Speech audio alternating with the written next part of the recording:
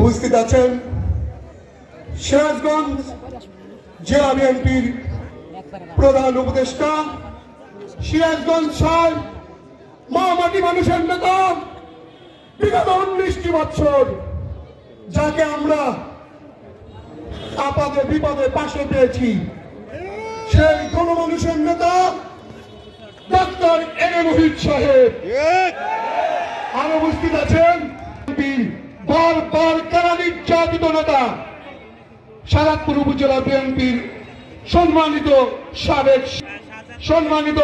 সাবেক সাধারণ সম্পাদক স্বেচ্ছাসেবক দলের সম্মানিত আহ্বায়ক এবং সারাদপুর উপজেলার আরো বিভিন্ন নেতৃবৃন্দ এবং রায়পুর থানার বিগত 19টি বছর যে ব্যক্তিটি আমাদেরকে বড় ভাই এবং কখনো কখনো বাবার ভূমিকা রেখে আমাদেরকে জায়গাটি না বললে নয় রায়পুর থানা বিএনপির প্রতিষ্ঠাতা সভাপতি মরহুম লিয়াকত চেয়ারম্যান মারা যাওয়ার পরে যার হাত ধরে এখন পর্যন্ত রাজনীতি করছি সেই নেতা আমাদের বড় ভাই সত্যবাদন বড় ভাই রায়পুর থানা বিএনপির সাবেক সাধারণ সম্পাদক জনাব রওশন আলী মন্টু সরকার সহ রায়পুর থানা বিএনপির সকল অঙ্গ সংগঠনের নেতৃবৃন্দ সহ আজকে যাকে নিয়ে আমরা এখানে আয়োজন করেছি আপনাদের ভোটের মাধ্যমে যে এমপি হলেন সেই আপনাদের প্রতি আমার ভালোবাসা এবং আমার পক্ষ থেকে সংগ্রামী অভিনন্দন সালাম। আসসালামু আলাইকুম। প্রিয় সংগ্রামী সুধী, আমি ইতিপূর্বে দয়া করে আপনাদের পায়ে হাত দিয়ে অনুরোধ করব কোন প্রণের সৃষ্টি করবেন না।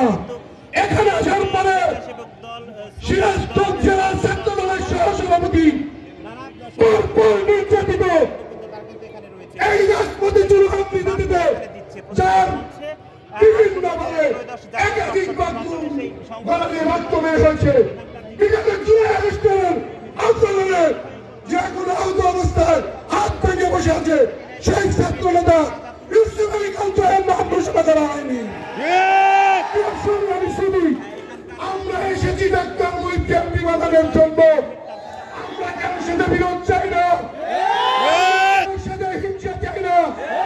আমরা সকলে একজন মহিত হয়ে প্রত্যেকের দাঁড়িয়ে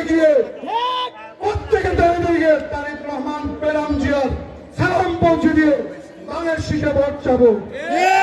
কে কি বললো আমাদের দেখার বিষয় নয়, কে কি বললো সেটা দেখার বিষয় নয়। আমাদের একটাই চাওয়া, আমাদের সিরাজগঞ্জ 6 আসনে বিপুল ভোটের ব্যবধানে ডাক্তার মুহিতকে এমপি বানাতে হবে। আমরা বড় বড় প্রোগ্রাম করে দেখাবো আর বড় বড় মিছিল করবো, হবে না।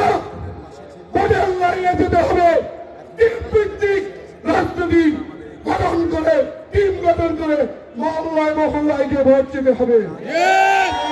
যদি আজকে যেহেতু সময় স্বল্পতা, এখানে যে ব্যক্তি বসে আছেন তার বক্তব্য শুনলে আপনাদের হৃদয় জুড়ে যাবে। স্পষ্টভাষী বক্তব্য, উনি